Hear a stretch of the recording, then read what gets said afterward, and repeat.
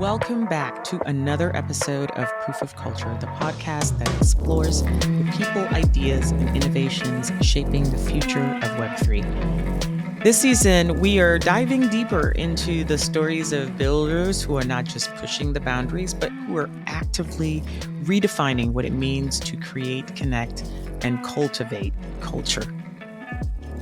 So, in today's episode, I am thrilled to have Jordan Bayne. Jordan is an award-winning filmmaker, an actress, and an advocate for independent creators. Jordan has made waves in both the traditional film industry as well as the Web3 space. As the visionary behind the Film3 movement, she is championing artists by leveraging the blockchain to break down barriers in the film industry and also to give creators the control and the ownership that they deserve. We talk about her journey from Hollywood to the blockchain and the power of decentralized storytelling, as well as how she's using the blockchain to disrupt the status quo for filmmakers. So whether you're a creator or just someone who is really interested in the intersection of Web3 and film, this conversation is sure to inspire and inform. So let's dive in.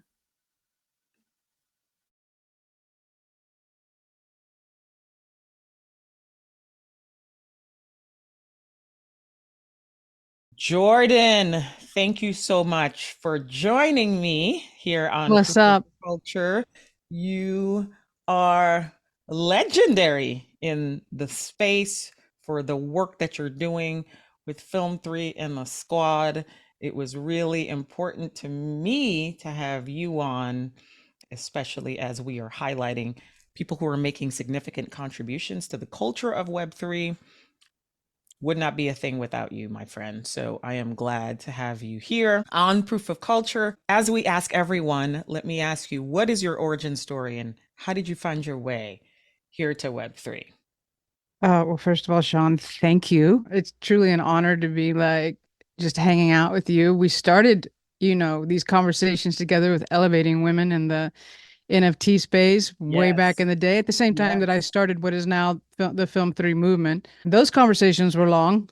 You used to just beg. Those were like 9 hours, 13 hours. You're like, what are That's you when we talking had a about? lot more time, though. A lot of the people that I've talked to already, they remember those clubhouse days, and we didn't have anything to do but hang out, listen, chat, and so yeah, we had hours.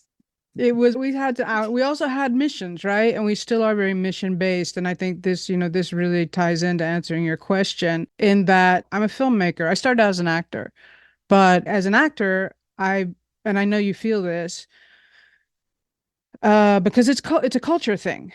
Um, I didn't see roles being written for women that I identified with. And then I was constantly being brought in at that time in my 20s as the side chick, the hot girl on the arm of the lead guy or a prostitute. These were literally like the two things that Wow. I was brought in for because that's what women were playing. And Mhm. you can still look at films and television and it's still about 10 to 1, mostly men to women characters. And that is empirical evidence that there is a very unbalanced system here. So I began writing because I wanted to see a certain kind of character on screen, and that took me to realizing that because I care about story first as a storyteller, and I'm always like it's story. It's not about your ego. It's really about serving the story, and I feel like everyone on a film that should be our number one consideration. And so I realized, okay, well, I was writing this for myself to be in front of the camera to do something really interesting, but actually I didn't know how to be behind the camera. So I chose to give up being in front of the camera at that point to learn how to focus on one thing to make the best story I possibly could.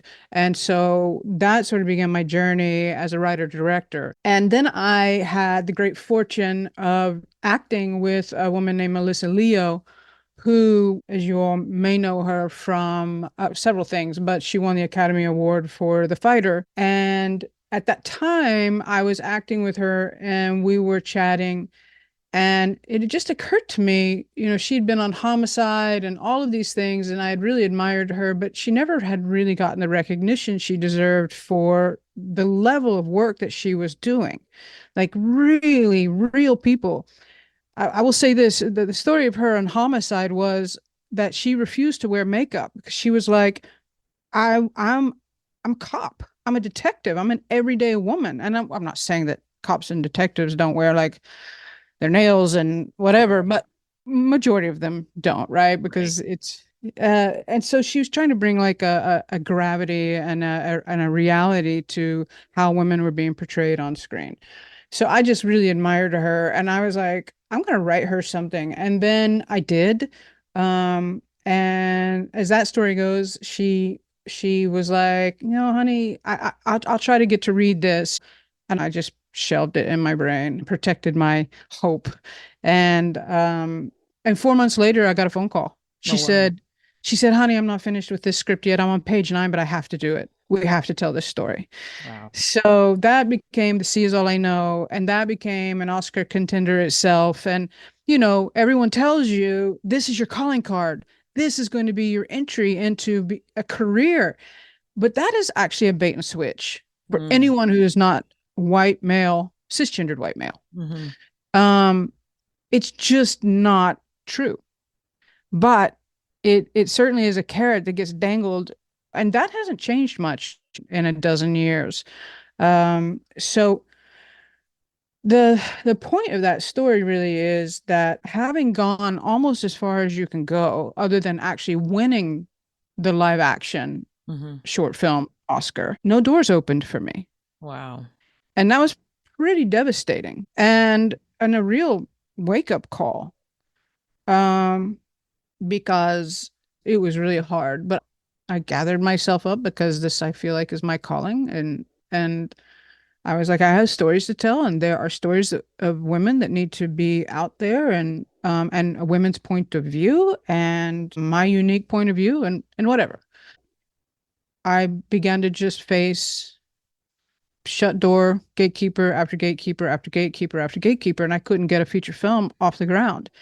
Then I wrote a feature film, and I attached all this incredible talent to it because either you're supposed to have the talent or the money. Another like one of these things. Mm-hmm. All this incredible talent.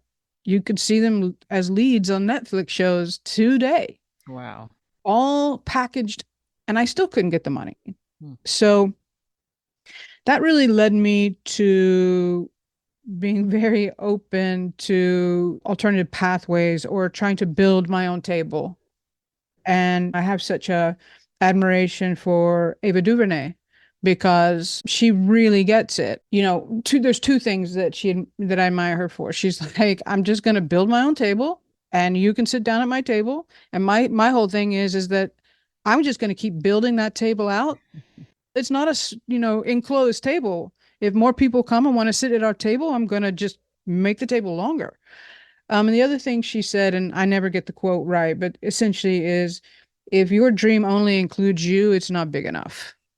Yeah. And these are the two things that really motivated me. So by the time I met you on Clubhouse, I had already been in crypto since 2015, and it had already become very apparent to me the importance of self-sovereignty. Mm-hmm. So when the whole NFT thing started to roll out, I knew that it could be revolutionary for filmmakers. I wasn't quite sure how it was going to be at that point, but that's how I sort of set out on the mission, and that's how the squad was born because I was looking for like-minded people who wanted to build a better future for filmmakers.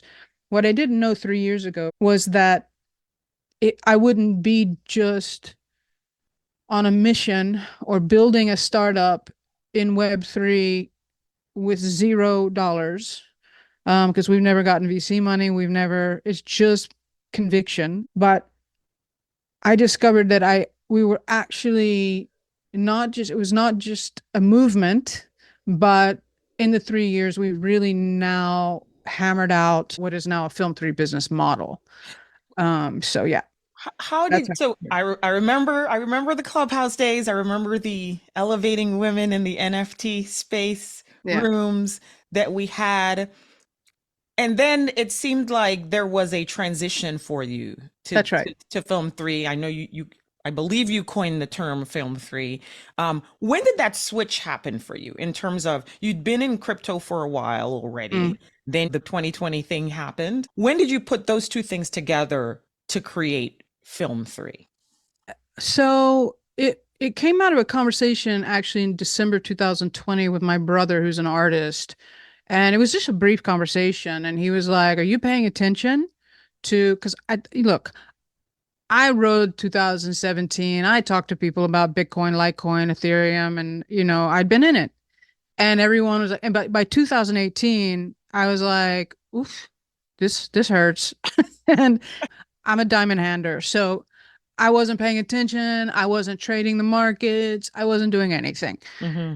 I was just still trying to go through the same pathways that were available to independent filmmakers to get my feature films made.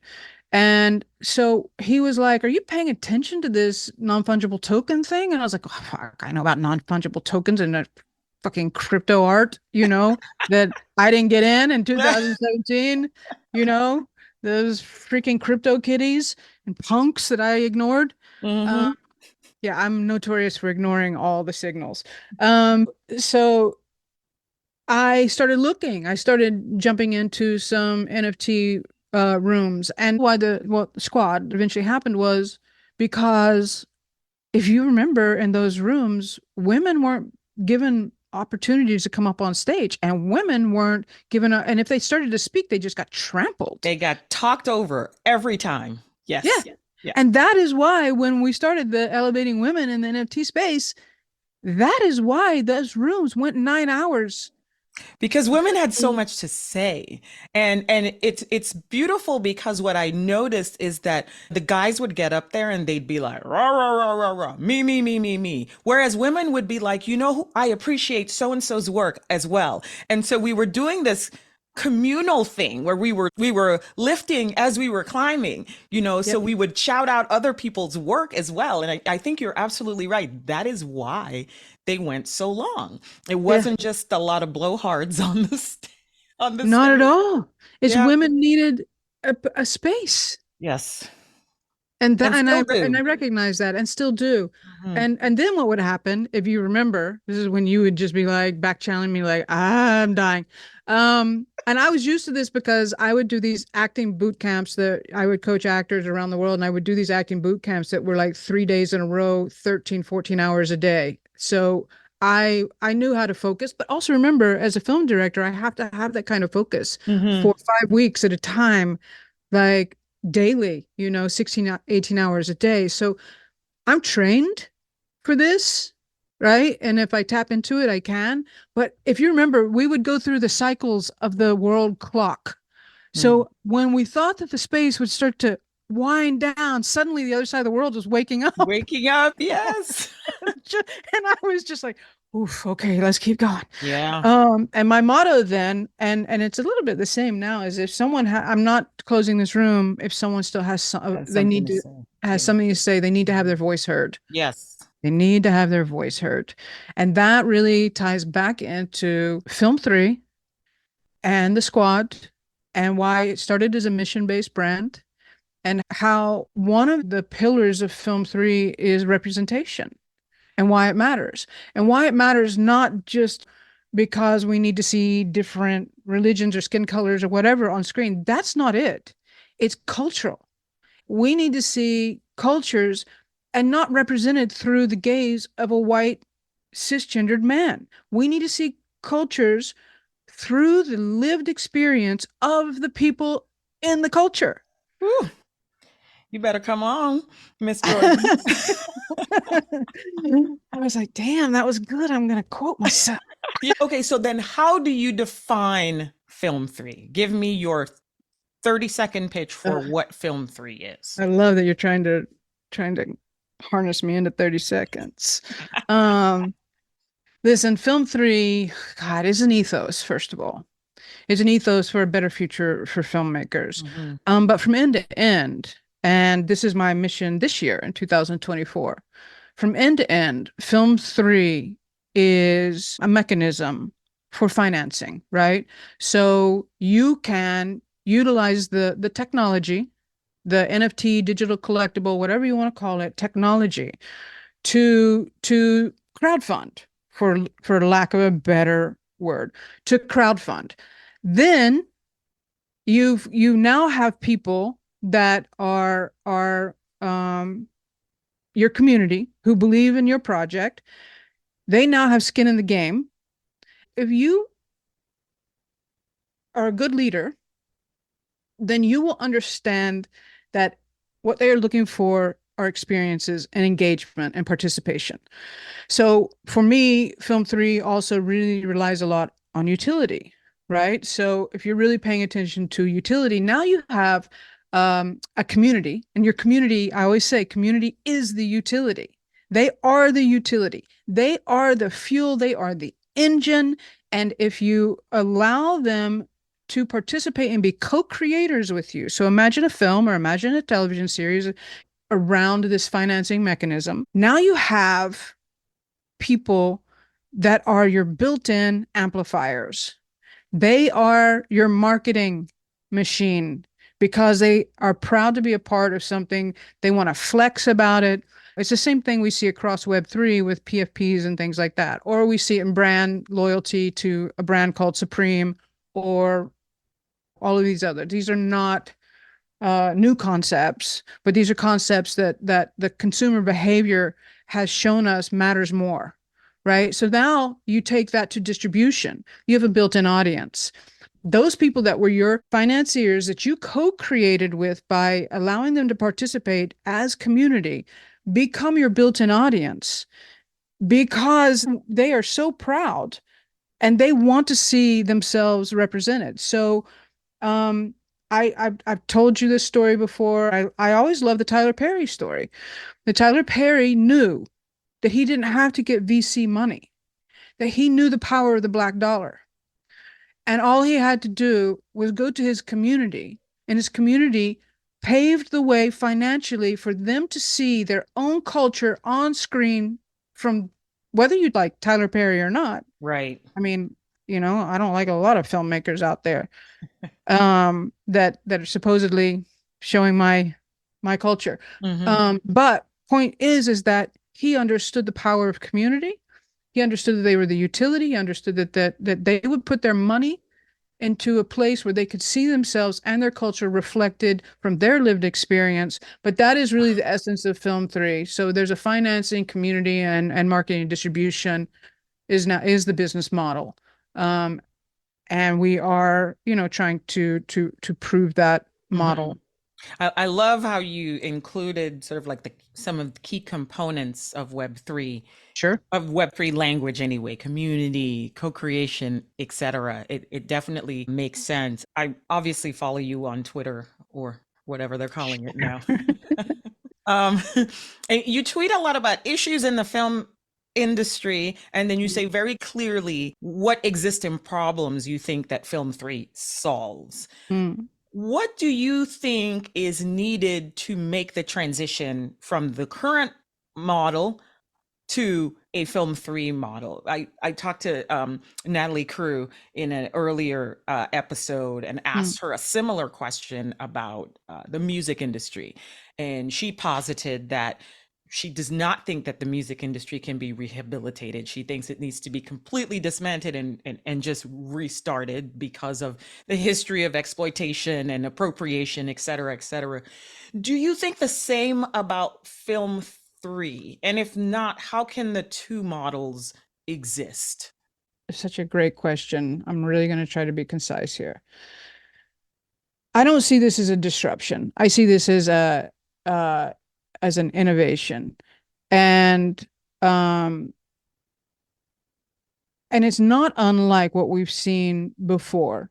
So even in the 1940s, there was a group of people that came together that decided that they wanted to make films outside of the studio system because the studio system was not allowing them to tell the stories that they wanted to tell. And then we saw the French New Wave. Then you had the American New Wave. The American New Wave came around with American Zoetrope, with Francis Ford Coppola, George Lucas, Martin Scorsese, even Steven Spielberg, etc. That group of guys were like, the studios weren't letting them come to tell their stories. And at the time, like George Lucas couldn't get Star Wars made, Mm-hmm. and Francis Ford Coppola certainly couldn't get things made. And so they were like, well, we're just going to work outside the studio system. And they built another pathway for filmmakers. On top of that, then Sundance came around and the American Indie movement. That's about 40 years old now, I think. So that was a really prescient moment for, again, filmmakers that were not being given opportunities, that were being gatekept, to say, well, we're going to try to find a new way because these stories are important and they matter, and we want to see ourselves and our communities and our culture on screen. And so film 3 follows that model. Mm-hmm. It's not disrupting Hollywood. It's just finding a new pathway. I see. And what we already see happening, and I take this from my friend Stephen Murray. He's like, there's dry powder in Hollywood. They are just waiting for the model to be proven. Mm-hmm. And the model will be proven. There are a few different companies out there with very innovative ideas of how to prove it. And it really comes down to the financing. So Hollywood sees, and they're looking for a way, of course, that they can control the IP, and you don't want them to control the IP. That's really important. Ownership Right. of your own IP is a major tenet of film 3. Because Absolutely. you don't own your IP and you sell it to Netflix, and you made it for $500,000, and they pay you $50,000 for it, and then they deplatform it. Well, You have that actually is a perfect segue into my next question, because yeah. I was going to ask you, which you already touched upon, the issues of representation in the film industry. I work with Starfish, which is an organization where we champion underrepresented storytellers and help them to tell their stories, right? And one of the big tenets of that is IP, and really working with storytellers to understand that they're basically entrepreneurs, right? It's a Yeah. business. Yeah. And the ideas that they come up with, that's IP. And there is significant value in IP. And what we have seen is that oftentimes they get shown in a film festival. Yes, Netflix comes along, buys it, and they give everything away, basically. And to your point, sure, Netflix can decide not to air it, or they can decide to air it for one day or 1 month or 1 year. And so what they have ended up doing is basically selling their IP, which is the thing of value, for less than it's worth. Add to that the fact that a recent report said that diversity in the space is now on the decline. Talk about the issues of representation in the film industry, and how does Film 3 address representation? First of all, you unpacked it beautifully. Like, I'm not even sure how much I can add value to what you just said, because you're preaching to the choir here. One of the first things I ever said, and I say it over and over again, and I, even when I see Web3 predatory platforms pop up, and I try to tell filmmakers, like, do not be giving your IP away because someone is dangling a tiny bit of money in front of you. Mm-hmm. And don't do it. You've got to value yourself. It's hard. Well, We're it's hard though, desperate. because imagine you're slaving away on this Yeah. film forever. You're putting all your money, and somebody comes Yeah. and they, here's 50 grand, 50 grand that Yeah. you don't have, Yeah. right? It's Um, hard as fuck. it's hard. It's hard. Yeah. Yeah. I mean, I hope that this was supposed to be a non-clean show because, No, I have a it's particular gonna be what it vernacular. is. I am not going to censor my guests. Um, so what made these streaming platforms so powerful is, and this happened a long time ago, like a decade ago, Yeah. is that they basically went to Sundance and they were like, okay, we don't care how much you made your film for. we are going to buy it for $100,000. So if you made it for 1 million or 5 million or whatever, this is it. This is our cap. If you want to like have the clout to have been on Netflix, which at the time was a big deal, and Amazon was the same way. Mm-hmm. And they were like, this is what you get, and this is the deal, and you have no rights. But here's the thing.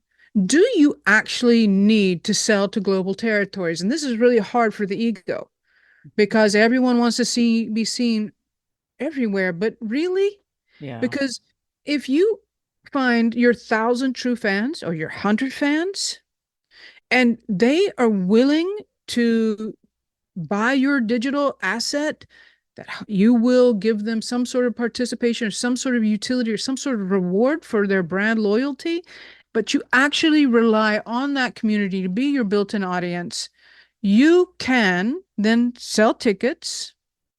So you know you've got 100 fans, you know that you do this crowdfunding type thing through your digital asset. They're your built-in audience. You distribute it on either Bingeable or Babbel or Zora or Theta. I mean, there are many ways for you to put your film out there. I think it all comes down to if Sean Morrison wants to make a film, who is her community? Mm-hmm. Where does she go? Who's going to say, I believe in you and I am going to help you finance that film. And I'm also going to be your built-in audience to watch that film. And then when you're ready to do it all again, we're going to be there and we're going to do it all again with you. Right. You touched on so much. It's like I know, you dude. saw my questions that I wrote out because I did want to mention that you made one of the very first Yep, on-chain films that's in right. Red Flags, which we covered in the Black Chain. Would you want to see more films on chain? Because, and you mentioned Zora as well. Zora is a sponsor of the podcast, and all of these issues will be minted there. But I like this new approach where we're getting as much media on chain as possible. Is that something that you want to see for films as well? Sure, I would love to see that, but these and that no shade on Zora by the way, because literally they have been leading the way for file size. But here's the problem. Media is heavy. It's really heavy, and to stream it is really heavy. So then is it prohibitive to put films on Zora because of that reason or No, they've been the leader. I mean, yeah. that's why I went with Zora. I mean, I Hmm. love their protocol, first of all. Sure. I think that there's something about the short form specifically. So yeah, the platforms have to catch up, and they have honestly, like, I'm just so grateful that you're bringing me on this show because the greater Web3 world doesn't pay a lot of attention to what I've been building. The film industry does. And that's unfortunate because I feel like you're sort of like a sleeping giant here. And I think that once everybody really figures it out, they're gonna be like, oh, that's what Jordan was talking about all this time. I think it's just a matter of time, but I certainly do think that you're on to something. Really quick, what do you think are some of the barriers to entry for filmmakers who are looking to move into Web3 or Film 3 rather? Well, sure. I mean, oh gosh, the barriers to entry are the same for every person who comes into the crypto world. Even now, you can be a veteran in crypto and still get hacked. One of the things I love about Theta and why I've partnered with them and will and continue to partner with them is because they offer credit cards. And I realize that that is web 2, but if you cannot make something easier for people, they're not going to come. Yeah. So we need to onboard people. We have to compromise sometimes in ways that we do it right now because we're just so early, right? And we haven't figured out some of these ways to bridge that are going to be more decentralized or more Web3 centric. So credit cards are a thing, and I've seen more people willing to test the waters of Web3 and Film 3, as it were, because they had access via a credit card, and it wasn't intimidating. So that's one. Looking to grow your digital art collection? Art Scout International is here to help.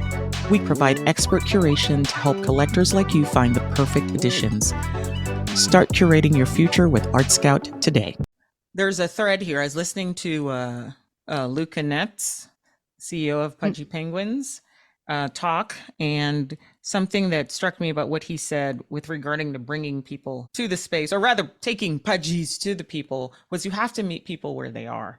And I think Right. sometimes in this space we forget that. We forgot how we got here and how hard it was to make that transition. I mean, I think it was 6 months before I had a wallet. I had been listening and listening and listening, but it was so daunting for me that I was like, I don't know if I want to do this. Like when I transfer my money over, where is it going? You know Dude, what I mean? It was incredibly daunting. And I think you're right. I mean, the use of credit cards is something that everyone is familiar with and comfortable with. And we need to make this accessible to people. And we forget that the process of getting a wallet, setting it up, transferring, I mean, that is not without its issues. And if you add the UX issues that we have in this space on top of that, well, you know, it's a wonder anybody's here at you all. remember that I came in as a veteran, right? I already had several wallets, but I had never had a browser wallet. Mm-hmm. And so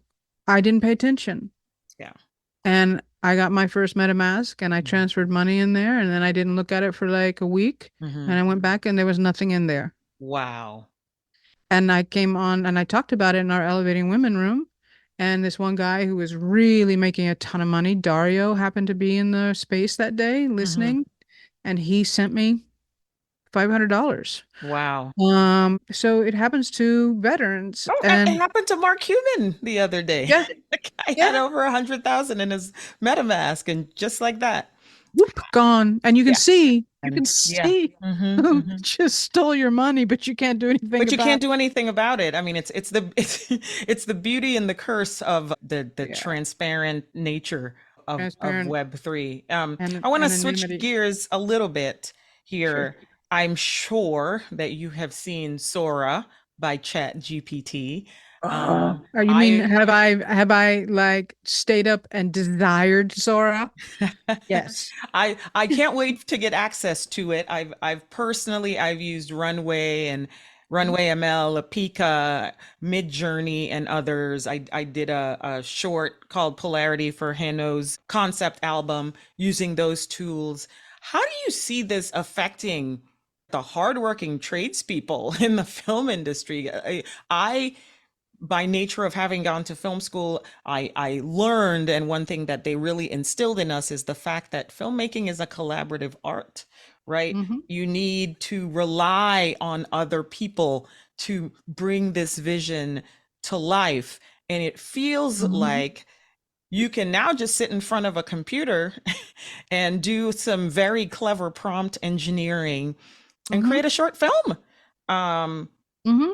how It's do you fantastic. see how do you see this affecting the film industry? Is there a way for them to coexist at Of all? course. Listen, everybody was scared during the Industrial Revolution. And yeah, you know, jobs were taken away and new skills came in and people who jumped on those new skills thrived. And the people that wanted to, I mean, even coal mines, the people who wanted to stay in the coal mines did not thrive. I think that change is the only certainty in the world. Mm, And you have to be adaptable. So while I am very aware of the ethical questions that we have and around AI and you know in the disinformation age and things like that, that is a very large conversation that I will leave to much smarter people than myself. This so just comes back full circle to culture and representation. I mean, I'm not like just slamming cisgendered white males, well, but it sounds like it. But come on, let's just look at the statistics. They hold the power mm, and have yeah. for generations. So if if their stories are the ones being funded and other stories are not being funded, And then you have a story you want to tell, right? Um, but you need a particular amount of money no matter what. You want to have a certain shot that is an aesthetically beautiful shot that you can't hire Roger Deakins to do that shot, but you have it in your head. If you can refine this tool and your prompting to the point where, and by the way, prompting is an art form in itself. If 100%. if you can work yourself into a place where you can find and refine your look or your camera movements or these things, and it's not any different than getting into Unreal Engine or in things like that. These are tools that are democratizing the industry, which is going to allow people who could not afford Mm. a massive crane shot, Hmm. but you can do that with these tools once you become skilled in them, right? Yes, they often spit out amazing things on the first try, but everything is a craft. Hmm. Storytelling is a craft. So for me, I am so bullish on these tools. It is exciting for me uh to see. Look, let's talk about yeah, Ja, yes. Ja. Hmm. I call him Ja, I call him Ja. I never know. It's like Ja. Let's talk about like his AI short Yes. and look at Incredible. how, yes, but imagine the amount of money it would have cost him and he does not have access to for Correct. obvious reasons Yes. in this state of the world. Hmm. But look what Hmm. he was able to do in the story that he was able to tell. This is going to absolutely revolutionize things. We are going to see stories that we have been desiring to see. Hmm. We are going to see them again. I'm going to bring it right back to the lived experiences from other people who we have not heard their voices yet. Yeah. So we're going to hear their voices in a new and different way. And for me, I'm here for it all. My God. We might have to go over a little bit because I want to So sorry, I I could want to talk. get to a couple of these, but we touched on Ava DuVernay earlier. I don't know if you've seen it yet. I've seen Origins. It is a beautiful, powerful film. Yeah, I bet. What I read about this film is that it was financed outside of the traditional Hollywood system. So she went to Laureen Powell Jobs and the Ford Foundation to get the money to make this film, which was in and of itself a fantastic achievement. The flip side to that is because it was made outside of the Hollywood system, it's not being distributed by Hollywood, right? It's the same record company thing, right? You can make your indie album, but then you got to sell it out of the trunk of your car, right? Yeah, You can't get yeah. it into Tower Records, just age myself there, and all of that other stuff. And so that's a part of the challenge I think that she's having, where it's in a limited amount of theaters, and so they're doing this sort of word of mouth campaign to get it out there. I personally was offended that that film wasn't nominated for one Academy Award. It's an incredible film. It feels to me that this is a challenge that filmmakers who create work outside of the system could face. Does that include film 3 as well? Like, is there a way for film 3 and the Hollywood machine to work together?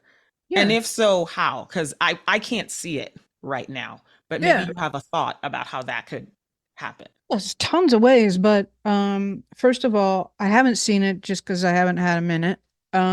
And also remember this about Ava. One of the most innovative people in the business, constantly leading, constantly on the cutting edge because she has to be, Yeah, partially. yeah. Um, Remember that she started a distribution company, Array, Array, yes. after she won Sundance. She took advantage of that because she knew that there was not going to be a pathway Mm-hmm. for the films that she and Black people and women were trying to tell, Mm-hmm. basically. So it doesn't surprise me. And I'm also not surprised that it has not gotten awards. It saddens me, especially having just voted on all the Screen Actor Guild SAG-AFTRA Hmm. awards because I'm a member, Hmm. and I was disappointed in a lot of the choices. Um, so, is there a way for Film 3 and Hollywood to marry? Of course there is. Um, so, for instance, Miguel Faust is he was the second person to fully fund a film, but he funded $800,000 of a feature film through an NFT strategy. He utilized his short film and he used that as an NFT strategy by selling frames of his short film. He was the second one to do it. Julie Pacino had done it first with Hmm. her photographs. Hmm. Um, he was the first to get it in the pipeline, and he ended up winning the Andrews Bernard Award, the Film 3 Award that came out of Decentralized Pictures that Steven Soderbergh gave away. So it was a $100,000 award right there. It was a finishing fund award. And so Steven became one of the executive producers on the project. Hmm. That project then went on to do the festival system. Now we're talking about a traditional pathway. Hmm. And Miguel, and I've always supported him in this, knew that in order to bring more exposure to Film 3 and to what is happening in the innovation of just the Web3 world, that he would go a traditional distribution route. So this is one way of marrying to the traditional system is that he has a sales agent. That's not easy to get. He Right. has a sales agent and they have distribution deals. He premiered at an Oscar qualifying film festival, the Italian Black Nights. He's at Malaga, which is a very important festival in Spain. Hmm. And then there is opportunity for him to also do a quote unquote film 3 distribution. So, he's doing a typical traditional distribution through his sales agent, which is selling around the world, but also there'll be a way to stream it via a film 3 distribution model in the future. So that's one way to do it. Hmm. Um, I So feel if like there's you, a lot of different ways to mhm. put this together. So if you were going to create a film 3 studio, is that how it would work? If I was, Ooh, alpha, alpha, alpha. Where am I? I need some sound effects. it's I think it's on the website. We're a Web3 native studio. Hmm. It's always been this way. The Hmm. squad has always had a very big mission, and I've checked off a lot of it. As a startup founder yourself and as a woman in this space and someone working without a treasury, you can have huge visions, but the timeline may not suit you. So Yeah. I'm very proud to say that my very first janky white paper that I put together in the summer of 2021, I've accomplished a lot of it. Mm, And now the bigger visions that were a part of that, which will incorporate being a studio, is why I'm moving into 2024 differently. I love it. I love it. I have two more questions for you. The first one Sure. is your nickname is the Soul Reader. Mm. Tell me where that came from. That's some really good research there. If we had Um, enough time, I'd be harassing you about Terrence Malick and Jeff oh, Buckley because we have that oh, in common. are you Uh, kidding? Oh, but yes, Jeff. tell me about your nickname, Soul Reader. So yeah, as I mentioned earlier, I started out as an actor and, I was in New York and you've got to make a living. And I didn't want to be waiting tables any longer.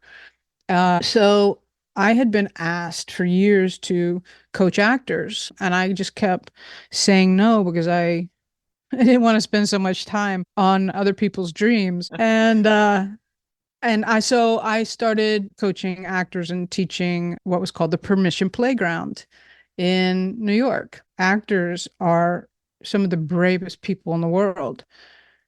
However, um, they don't realize when they're younger that there is a lot of time on a set where it's hurry up and wait. And you have Mm, to wait and you have to have sort of that emotional endurance to be able to sustain an emotional life, especially, because once we get you on camera, that's it.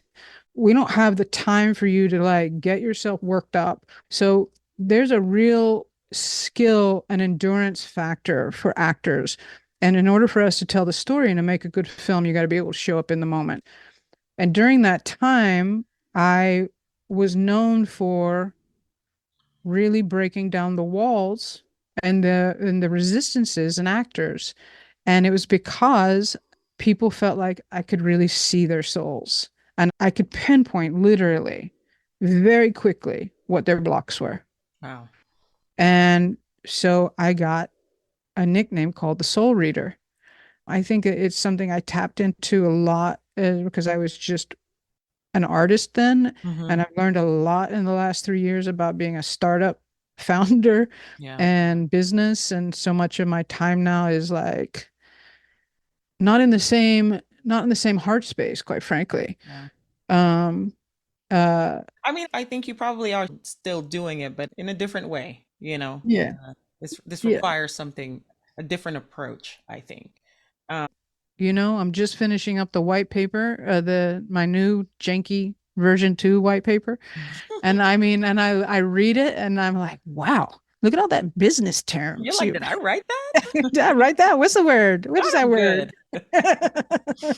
I just want to say what a pleasure it has been chatting with you. I could certainly go on, and I certainly didn't get through all my questions, but maybe there's an opportunity to discuss the amazing work that you're doing, and I'm just so grateful that you took time out of your day to share with me and the proof of culture audience what you're building. I do think it will have lasting ramifications in the space, and I do think it's very, very important. So I am probably one of your biggest fans out here. Always have lots of room to support in any way that I can on your journey. And so this brings me to our final question, Hmm. which is, what does culture mean to you, Jordan? Ooh, um, culture. I think it's about being seen, right? I think that, and about belonging. I think that's why I go so hard about representation. We have to know that we belong somewhere in this world and that we're seen. And I feel like maybe that's why I seem to have a thread through my work, and it's giving voice to the voiceless. Mm, love it. And I think that that is certainly in the world that we're living in today, and why it's so important that we fight for our place in the Web3 world, and why it's important the work that you're doing with the blockchain, and why it's important the work you're doing now with proof of culture, that we stand up and insist on being seen, if not just for ourselves, for the people that can't. Well said, my friend. Well said. And I cannot wait for this episode to air. I am looking forward to sharing this with the world because I think that not just what you're building, but the message behind it, the ethos behind it is so incredibly important. And I think there's a place for everyone in it as well. And that I think is probably for me super exciting. So I cannot wait to see what happens with this, and I can't wait for the world to really get a chance to experience what it is that you're building. I love the vision behind it. I love everything about it. So Jordan, thank you so much for your time and just for sharing with us about Film 3 as well. Thank you, Sean. It was an honor and a pleasure, and I can't wait to see where we are in 6 months to a year. And And that wraps up this episode of Proof of Culture. A massive thank you to Jordan for joining us and sharing her incredible insights. Her work with the Film 3 movement is not only reshaping the film industry, but I think it's also setting a really powerful example of how the blockchain can empower creators to take control of not only their careers, but also their stories.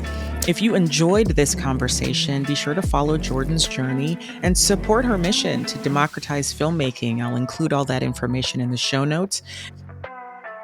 Because the future of decentralized storytelling is bright, and pioneers like Jordan are lighting the way. As always, we appreciate you tuning in and being a part of the Proof of Culture community. Don't forget to subscribe, rate, and leave a review wherever you listen to our podcast, as it helps us to reach more people and continue these important conversations. Until next time, stay curious, keep creating, and let's keep building a more inclusive, innovative, and culture-driven Web3 space together. I'll see you in the next episode.